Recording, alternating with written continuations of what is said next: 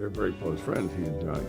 But they get involved. This was a big moneymaker. You know, this made an awful lot of money. He was the man who made America laugh, yet died almost forgotten. Behind every booming laugh and cheerful greeting, there was a story of sacrifice, loyalty, and heartbreak that few ever fully understood.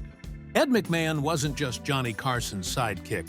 He was the heartbeat of an era, a man whose joy lifted millions, even as his own life carried silent struggles. His infectious laughter, unwavering loyalty, and timeless spirit made him a legend, though few knew the battles he fought away from the camera.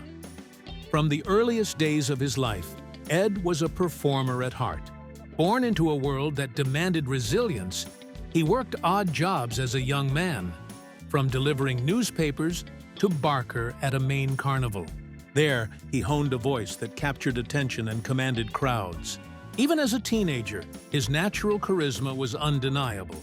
He had the rare ability to make people feel included, entertained, and valued, a gift that would define his career. In the carnival, Ed learned more than just how to perform. He learned how to connect with people. He could sense what made them laugh, what made them smile, and how to lift spirits, even in the humblest of surroundings. Each day spent calling out to the crowd, drawing attention to games or rides, sharpened not only his voice, but his empathy. A single smile from a child in the audience would ignite his own spirit, reminding him why he loved entertaining. When World War II broke out, Ed set aside his dreams of radio and television to serve his country. The confident young man who once stood on boardwalks now flew as a Marine aviator.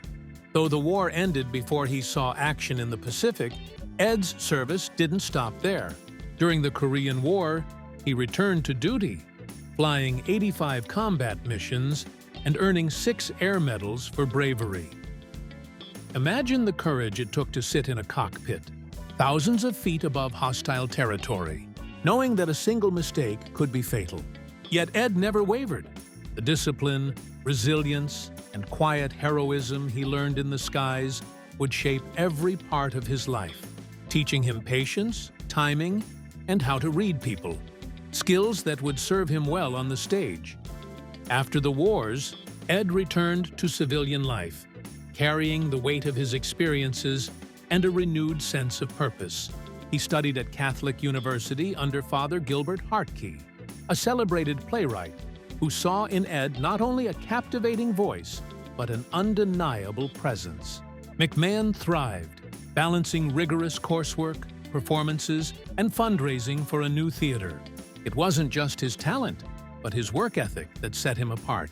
Hours spent rehearsing, helping fellow students, and performing made him a reliable and prepared performer, traits that would prove invaluable in the unpredictable world of television. In 1958, fate intervened. Already known to Philadelphia television audiences, Ed met a young, up-and-coming comedian named Johnny Carson. Their partnership, though unremarkable at first glance, would define late-night television for decades. Night after night, Ed stood beside Carson, not just as an announcer, but as the anchor of The Tonight Show. His booming laugh set the rhythm, elevated the jokes, and created an energy that resonated with millions of viewers across the country. To the audience, he was the cheerful man punctuating every punchline. But behind the smile was a master of timing and intuition. Ed knew when to speak, when to pause, and when to let Carson shine. The better I did it, the less it appeared as if I was doing anything at all, McMahon once said. This simple truth captured the genius of his understated craft. His role wasn't to steal the spotlight, but to enhance it. And in doing so, he helped create moments that are embedded in the American psyche. Moments of joy, laughter, and connection. Ed's impact stretched beyond television. He became one of the most trusted faces in American advertising, lending his voice to brands like Budweiser, Alpo, and American Family Publishers.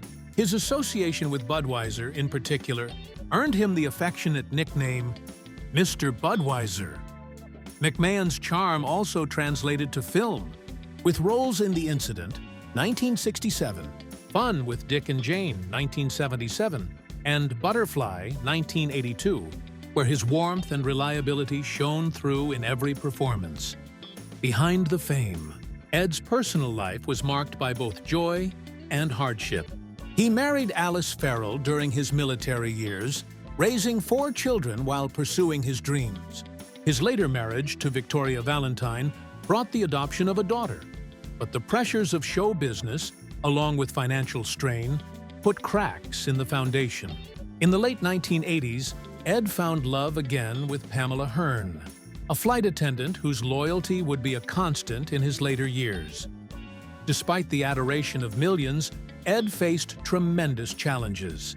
The Great Recession decimated his finances, endorsement deals dried up, and television opportunities became scarce. A serious neck injury left him unable to work for months, and medical bills piled up. A particularly cruel blow came in 2002 when McMahon and Pamela discovered that their Beverly Hills mansion was infested with toxic black mold, causing illness and property damage. Yet, through it all, Ed's sense of humor never faded. He continued to find ways to bring levity even in the darkest times, sharing small jokes and stories with friends and caregivers. Through it all, Ed faced his hardships with honesty and humility.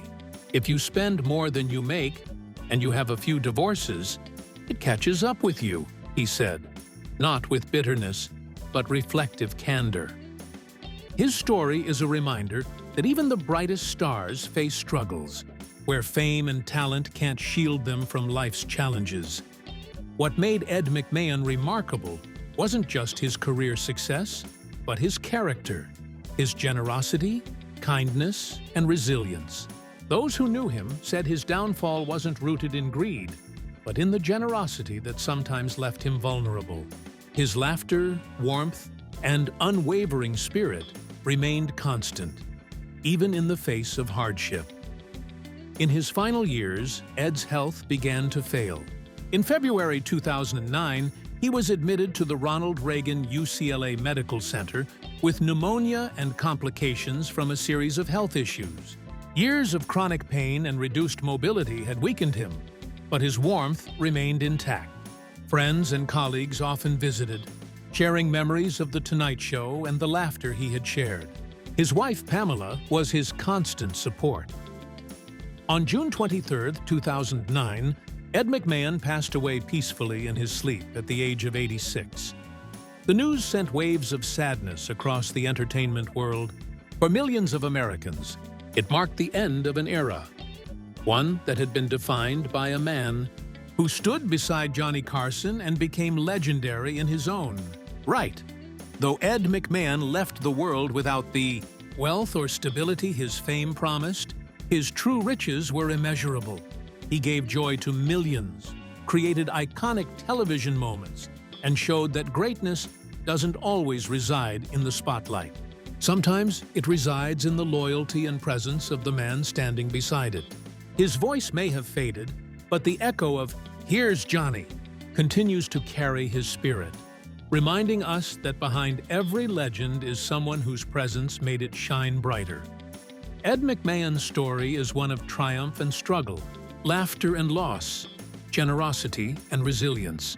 It teaches us that even those whose lives seem full of joy may carry invisible burdens. Yet in his laughter, his dedication, and the warmth he shared freely, Ed left a legacy that transcends television.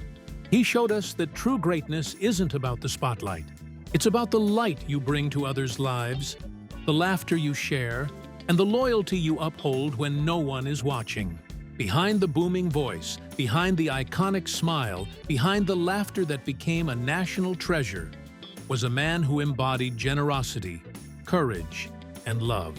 That man was Ed McMahon, the heartbeat of a golden era, a friend, a father, a hero, and the laughter behind the legend. Behind the legend.